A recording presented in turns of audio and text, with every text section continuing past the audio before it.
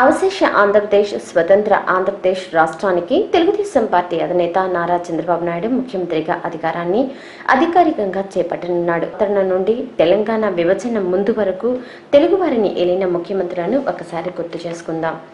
పరిపాలనా సౌలభ్యం కోసం దేశాన్ని కొన్ని రాష్ట్రాలుగా విభజించారు. స్వాతంత్రం తర్వాతే కాదు, అంతకు ముందు నుంచి కూడా తెలంగాణ వారికి ప్రత్యేక రాష్ట్రం కావాలని ఉద్యమాలు జరిగాయి.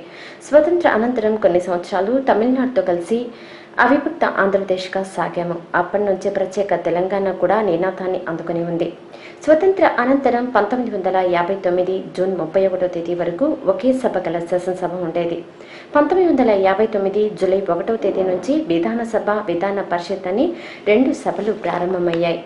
విధానసభను దిగువ సభ లేదా ప్రజాసభ అని, విధాన పరిషత్ను ఎగువ సభ లేదా శాసన మండలి అని వ్యవహరించసాగారు.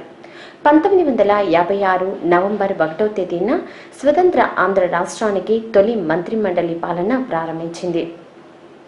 తొలి ముఖ్యమంత్రిగా రాయలసీమ వాసి ఇండియన్ నేషనల్ కాంగ్రెస్ పార్టీకి చెందిన నీలం సంజీవ్ రెడ్డి బాధ్యతలను స్వీకరించారు. ఆంధ్ర రాష్ట్రానికి 1వ ముఖ్యమంత్రి ఈయన.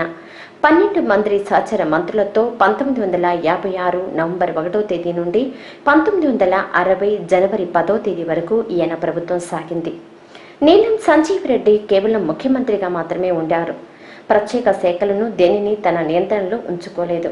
హోంశాఖను కెవి రంగారెడ్డి, ఆర్థిక శాఖను నెల్లూరియుడు బెజవాడ గోపాల్ రెడ్డి, రెవెన్యూ శాఖను కళా వెంకట్రావు, నీటిపారుదల విద్యుత్ శక్తి శాఖలను జేవి నరసింహారావు, కార్మిక సాంఘిక సంక్షేమం దామోదరం సంజీవయ్య, ప్రణాళిక అభివృద్ధి విపి రాజు, ఆహారం వ్యవసాయం పి తిమ్మారెడ్డి, విద్య ఎస్బిపి పట్టాభిరామారావు, సహకారం గృహ నిర్మాణం మొహిద్దీన్ నవాబ్ జంగ్, న్యాయశాఖ గ్రంథి వెంకటరెడ్డి నాయుడు, స్థానిక పాలన కాసు బ్రహ్మానందరెడ్డి, రోడ్లు భవనాలు ముదుగుల నరసింగరావులు నిర్వహించారు.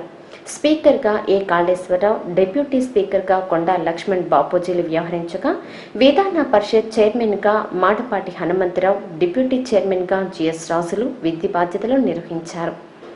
మొదటి మంత్రి వర్గంలోని వారిలో ముఖ్యమంత్రిగా ఉండిన నీలం సంజీవ్ రెడ్డి మరో 2 సార్లు రాష్ట్రానికి ముఖ్యమంత్రిగాను, తదనంతర కాలంలో రాష్ట్రపతిగా కూడా రాజకీయాల్లో పదవులు పొందారు. 1956 నుంచి 2014 మార్చిలో తిరిగి రెండోసారి రాష్ట్రపతి పాలన విధించే వరకు 28 మంది ముఖ్యమంత్రులు, 29 సార్లు నూతన మంత్రి మండళ్లు ఏర్పాటయ్యాయి. 1957లో 2వ మంత్రి మండలి తిరిగి నీలం సంజీవ్ రెడ్డి ముఖ్యమంత్రిగా, 1960లో 3వ మంత్రి మండలిలో దామోదరం సంజీవయ్య, 1962లో 4వ మంత్రి మండలిలో నీలం సంజీవ్ రెడ్డి, 1964లో 5వ మంత్రి మండలిలో కాసు బ్రహ్మానందరెడ్డి, 1967లో 6వ మంత్రి మండలి కాసు బ్రహ్మానందరెడ్డి తిరిగి 1971 దాకా కాసు బ్రహ్మానందరెడ్డి మరోసారి అనగా 7వ మంత్రి మండలికి ముఖ్యమంత్రిగాను, 1971లో 8వ మంత్రి మండలికి పాములపర్తి వెంకట నరసింహారావు, మరోసారి 1972లో 9వ మంత్రి మండలికి కూడా పివి నరసింహారావు ముఖ్యమంత్రిగా వ్యవహరించారు.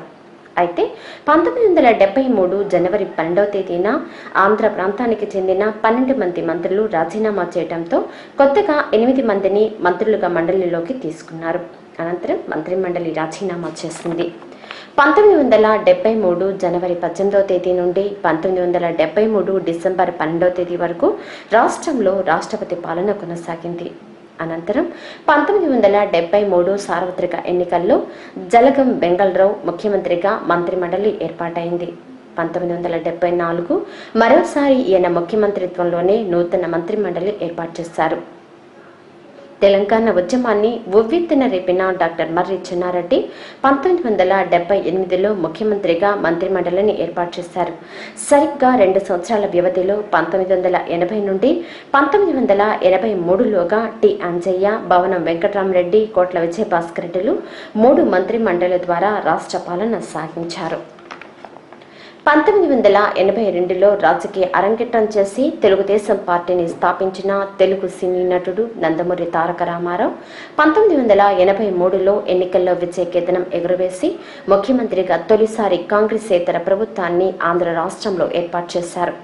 ఆయన వెంట ఉండిన నాదెండ్ల భాస్కర్ రావు ఎన్టీఆర్ అమెరికా వెళ్లిన సందర్భంగా తనకు తాను ముఖ్యమంత్రిగా ప్రకటించుకుని కొత్త మంత్రి మండలిని ఏర్పాటు చేశారు. ఆనాడు ఆయన సంతకాలు చేసిన ఫైళ్లకు లెక్కే లేవని అంటారు.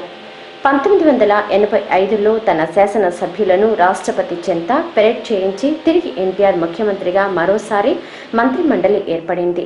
తెలుగుదేశం పార్టీలో లుకలుకల కారణంగా డాక్టర్ మర్రి చెన్నారెడ్డి అనంతరం 1989లో హైదరాబాదులో జరిగిన మతహింసను ఆధారంగా నెల్లూరు జిల్లాకు చెందిన నేదురుమల్లి జనార్దన్ రెడ్డి, కర్నూలుకు చెందిన కోట్ల విజయభాస్కర్ రెడ్డిలు 1994 వరకు 3 మంత్రి మండళ్ల ద్వారా పాలన సాగించారు.